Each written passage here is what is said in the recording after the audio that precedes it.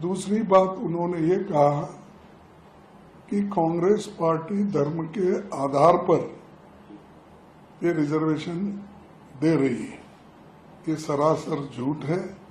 धर्म के आधार पर तो बीजेपी कानून बना रही है।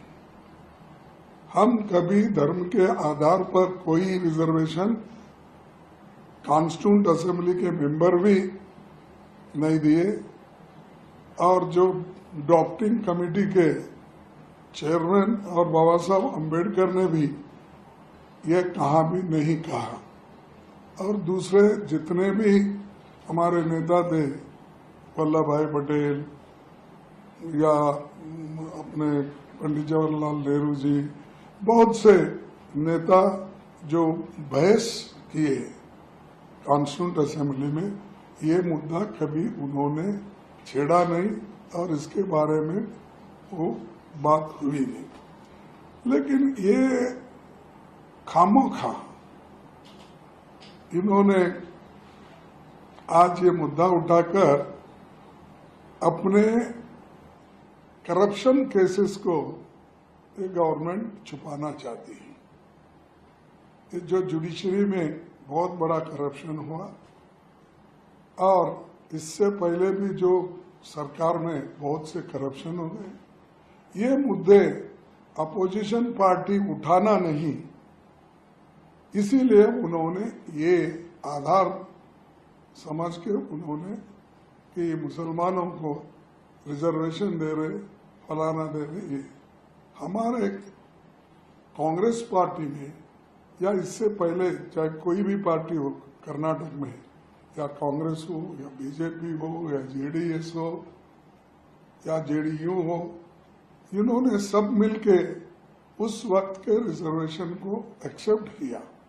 जो रिजर्वेशन 94 में शुरू हुआ, तब से लेकर अब तक वो रिजर्वेशन है।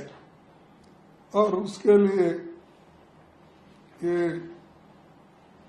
एस.एम. कृष्णा के जमाने में भी था, मोइली के जमाने में था, फिर उससे पहले देवेगौड़ा के जमाने में भी था, फिर उसी साथ जो जे.एच. पटेल थे, और उसके बाद में फिर जितने भी अपने बीजेपी के भी नेता लोग जो थे, येडियुरप्पा था और शेट्टार था और सदानंद गौड़ा थे, ये सब ने वैसा ही कंटिन्यू करे।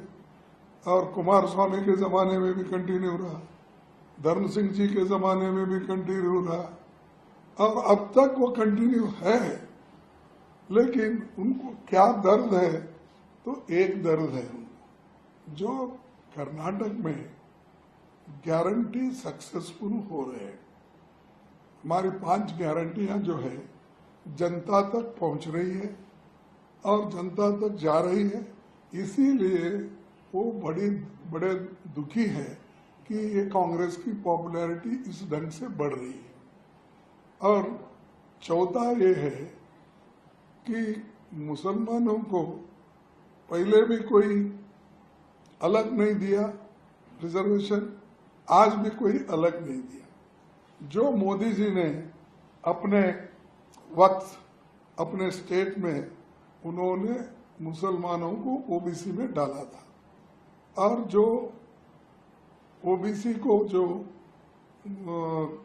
जो भी सहूलतें मिलना चाहिए वो वहाँ के चंद मुसलमानों को भी मिल रहा है।